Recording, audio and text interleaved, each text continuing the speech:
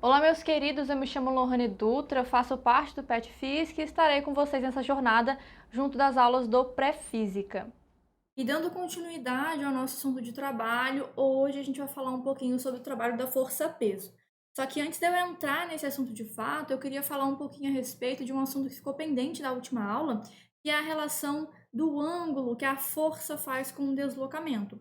Então aqui a gente vai considerar que o nosso deslocamento ele vai ser de A para B nesse sentido, então indo para lá, né? E aqui no caso, a gente pode ter várias possibilidades em relação ao ângulo da nossa força, e isso vai implicar no nosso resultado, né? Então, basicamente, a gente viu que quando a força, no caso de F3 aqui, for paralela ao meu deslocamento, a gente sabe que o cosseno desse ângulo, do cosseno de zero, né? Como eu não tenho nenhum ângulo entre esses dois vetores, esse cosseno ele vai ser 1, e por isso que ele acaba não aparecendo lá na nossa fórmula. Então, nesse caso, seria somente a força multiplica o deslocamento. Só que existem algumas outras possibilidades, por exemplo, a F2. A força 2 ela faz um ângulo com a horizontal e esse ângulo vai importar para a gente. Então, por exemplo, se eu falo para você que esse ângulo aqui é um ângulo de 45 graus, vai fazer diferença? Vai fazer toda a diferença.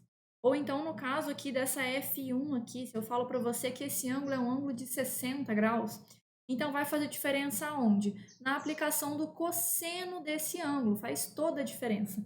Como assim? Vamos para o exemplo. Imagina que a força aplicada aqui seja a mesma. As duas forças sejam, por exemplo, de 5 newtons. Aqui 5 newtons e aqui 5 newtons. E o meu deslocamento aqui seja um deslocamento de 10 metros. Se o ângulo for diferente, vai implicar no valor do trabalho. A gente sabe que a gente calculou o trabalho, vamos fazer para os dois casos, né?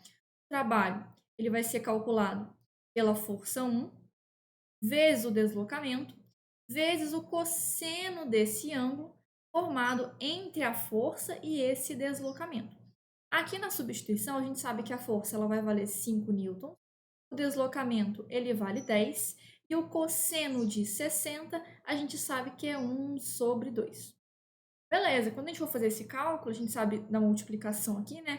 Que esse resultado aqui daria 25 joules, seria o nosso resultado. Se o ângulo fosse de 45 graus, olha como o cenário iria mudar, né? Então, o F2 aplicado ao mesmo deslocamento e ao cosseno do ângulo de 45 graus. Vou colocar ele aqui já. Então, basicamente, a nossa força é a mesma, é de mesma intensidade. Então, a gente coloca ela aqui, multiplica o deslocamento, que multiplica pelo cosseno, só que agora de 45. E o cosseno de 45 a gente sabe que é raiz de 2 sobre 2. E isso alteraria diretamente no nosso resultado. Então, aqui a gente teria um trabalho equivalente a 25 raiz de 2 joules, fazendo a conta aí de maneira direta, né? Então, só para lembrá-los que, dependendo do ângulo que eu tenho entre a minha força e o meu deslocamento, esse valor aí do trabalho vai mudar, beleza? Então, agora sim, vamos falar a respeito do trabalho da força-peso. Lembra lá no início da aula de trabalho, a nossa primeira aula de trabalho, que eu disse que a força, ela pode ser qualquer tipo de força, gente. Existem várias naturezas para essa força. Então, eu tenho a força de tração, a força de resistência, a força de atrito, a força-peso, a força elétrica. Então, eu tenho vários tipos de força aí dentro do ramo da física. Então, a gente estuda alguns tipos de forças específicas porque vai mudar um pouquinho a interpretação. A nossa essência aqui no trabalho da força-peso é a mesma. Só que, qual que é a força que eu estarei trabalhando? A força-peso. Lá no início das nossas primeiras aulas, eu estava trabalhando aquele tipo de força mecânica, né? Que eu puxo, que eu empurro, que eu aperto, que eu seguro. Então, esse tipo de força. Aqui, no caso, eu estou trabalhando a força-peso. E lá em dinâmica, a gente estuda essa força-peso. Então, vamos lembrar aqui, né, que o peso eu calculo como? Pelo produto da massa vezes a gravidade do local. Então, o meu trabalho aqui vai ser aonde tiver a força, quando o trabalho for da força-peso, eu tenho que identificar isso, eu vou substituir pelo meu P ou pela minha massa multiplicada pela gravidade. No exemplo que eu trouxe aqui, eu tenho uma bolinha de massa m, e ela faz esse deslocamento aqui, ó. A trajetória dela é essa que está aqui em preto, marcada em preto, aqui bem bonitinho, vem até aqui. Essa é a trajetória. Porém, a gente sabe que o deslocamento ele é um vetor, então ele está indicado aqui para a gente. A força-peso, lembre-se que ela sempre aponta para baixo, sempre vertical para baixo, então está indicado aqui. E aí eu tenho uma altura, né? Então a minha altura também está indicada, essa bolinha veio desse ponto mais alto até o seu ponto mais baixo pela ação da gravidade. E aí o que eu quero que vocês observem aqui? Eu vou pegar, geometricamente falando, eu vou pegar só esse triângulozinho aqui assim, ó. E aí eu vou trazer ele para cá. Então a minha bolinha, lembre-se, eu vou até voltar aqui para vocês verem. A minha bolinha estava aqui e ela foi até aqui. Então observem somente esse triângulo aqui que eu quero que vocês olhem. Trouxe a figura para cá, porque agora a gente vai fazer uma análise geométrica da coisa. Então eu tenho um ângulo, lembra que o ângulo entre a força e o deslocamento vai ser o que aparece lá na nossa fórmula, correto? Então o meu deslocamento está aqui, indicado por esse vetor, e lembra que a minha força-peso ela sempre aponta para baixo, então ela estaria sendo representada por essa reta de preto aqui. O que acontece? Lembrando lá das nossas relações trigonométricas, vocês lembram que a relação trigonométrica cosseno de um ângulo qualquer, ele é dado pelo cateto adjacente dividido pela nossa hipotenusa, isso lá da trigonometria. A essa altura do campeonato você já deve saber disso. Então, o nosso cateto adjacente é a nossa altura, dividido pela nossa hipotenusa, que no caso é o nosso deslocamento, certo? E aí, o que eu vou fazer? Eu vou pegar esse deslocamento que está dividindo e vou multiplicar ele pelos dois lados. Então, a gente vai ter, acho que eu já até tenho pronto aqui, ó. Então, eu só passei esse deslocamento lá para o outro lado, e aí eu tenho que a altura vai ser igual ao deslocamento multiplicado pelo cosseno. É aonde que aparece isso daqui?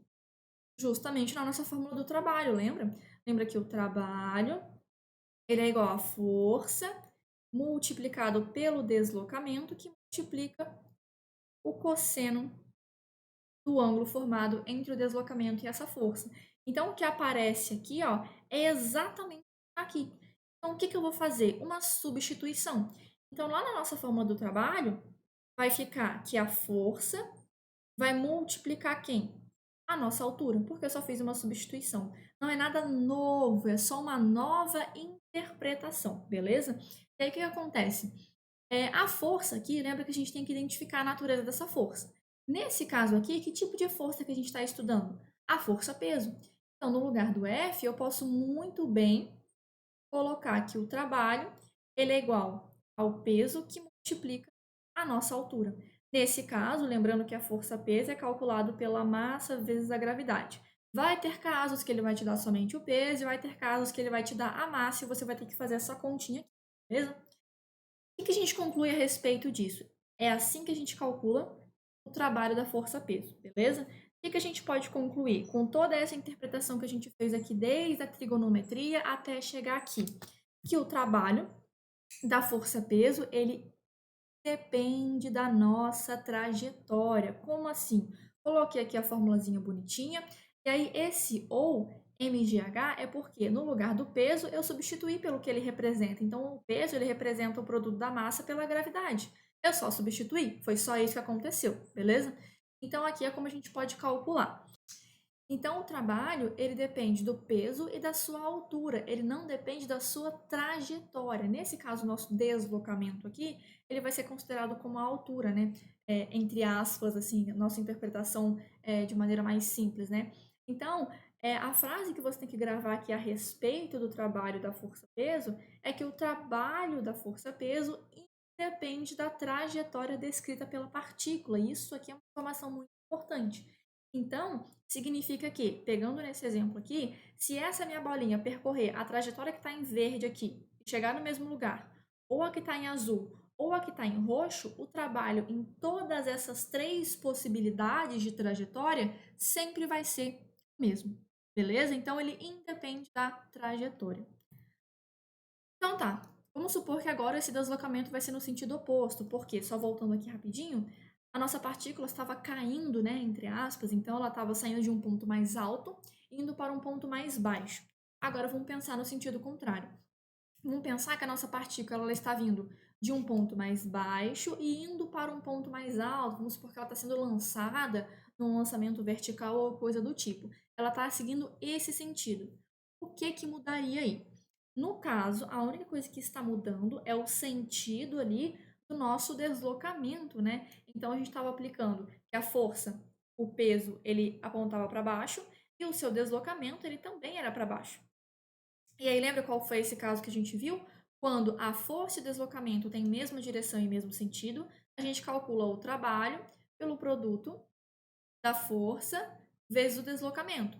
Agora, o que está acontecendo? A força, peso, ela continua atuando para baixo, ela não deixa de atuar para baixo. E o deslocamento agora está no sentido oposto. Lembra também desse caso que a gente viu? Quando isso aqui acontece, lembra que o ângulo formado entre esse vetor que aponta para cima e esse vetor que aponta para baixo é 180. E o cosseno de 180 é menos 1. Por isso que acaba aparecendo aquele menos na nossa formulazinha. Porque esse menos, ele só está indicando que a força ou o deslocamento está no sentido contrário um do outro. Então, a nossa fórmula, basicamente, ela viria com um sinalzinho de menos lá na frente para indicar isso. Outra interpretação que a gente pode ter é em relação à gravidade, que quando a gente pensa que o deslocamento está a favor da força, né, logo a gravidade ela está a favor também do movimento de queda, ela vai ser positiva. Quando ela está no movimento contrário, quando o meu corpo está no movimento contrário à gravidade, ela acaba aparecendo com esse sinalzinho de negativo também, que foi inclusive que a gente viu lá em lançamentos na parte da cinemática que vocês viram com o Guilherme, beleza? Então, só para a gente concluir essa parte de trabalho da força-peso, ele vai ser positivo no movimento de descida. O que seria esse movimento? Presta atenção na setinha aqui, ó. A minha setinha, ela tá vindo de um ponto mais alto para um ponto mais baixo. A minha altura aqui, né, sob a ação da gravidade. Então, vai ser positivo quando foi esse movimento de descida, né, entre aspas. E vai ser negativo quando estiver contrária à minha gravidade, ou então foi esse movimento de subida. Vamos prestar atenção na setinha aqui, beleza? E agora eu vou apresentar outro caso para vocês, que é o trabalho da força elástica. Lá em dinâmica também a gente estuda a força elástica e a gente também pode calcular o trabalho dessa força. Então vamos lá, vamos pensar o que seria esse trabalho da força elástica, né? Vamos imaginar aqui. Eu tenho uma mola, é claro que força elástica a gente vai trabalhar com objetos que têm essa capacidade de compressão e a capacidade de esticar também, né? Então a gente tem essa mola aqui.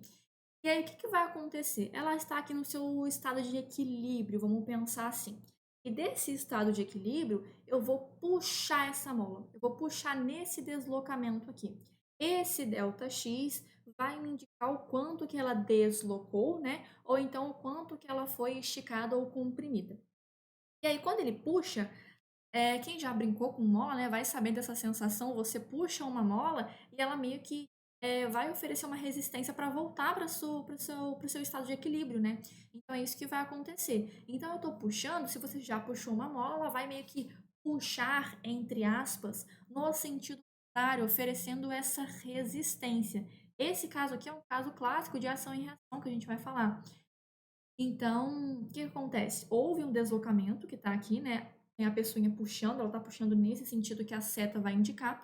E essa força de resistência oposta que a gente acaba sentindo quando a gente puxa uma mola é justamente a força elástica. Outro exemplo aqui que eu tenho para dar para vocês, né? É quando a gente comprime uma mola. Então, nesse caso aqui, a minha mola, nesse caso aqui de cima, né? A minha mola, ela está no seu estado de equilíbrio e aí eu vou comprimir essa mola. Quando eu sofro esse deslocamento, quando a minha mola sofre esse deslocamento, né, de compressão, o que acontece? A gente também sente essa força de resistência, só que agora ela é para qual lado? Eu estou empurrando a minha mola, parece que a mola também está me empurrando. Então, no sentido contrário, que eu estou empurrando essa mola, eu também tenho a minha força elástica atuando ali como uma resistência, sempre no sentido contrário. E aí eu trouxe aqui, né, os dois casos para a gente entender melhor, como se eu tivesse um bloquinho na frente da minha mola, que fica mais fácil da gente entender. Aqui o meu sistema está em equilíbrio, então meu bloquinho aqui está no ponto zero. E aí, se eu comprimir essa mola, que é esse caso aqui, comprimir, ela saiu do seu estado de equilíbrio, então ela sofreu ali uma deformação, teve um deslocamento aqui. O que acontece? A minha mola vai oferecer essa força de resistência no sentido contrário que eu comprimi, que é justamente a nossa força elástica. Ou então, em outros casos, né, se eu puxar a minha mola, se eu puxar a minha mola para um determinado deslocamento, né, ela saiu aqui do seu ponto de equilíbrio e puxei ela até aqui, ela também vai oferecer essa resistência. Só que pensa assim, a mola, ela sempre vai querer voltar para o seu estado de equilíbrio.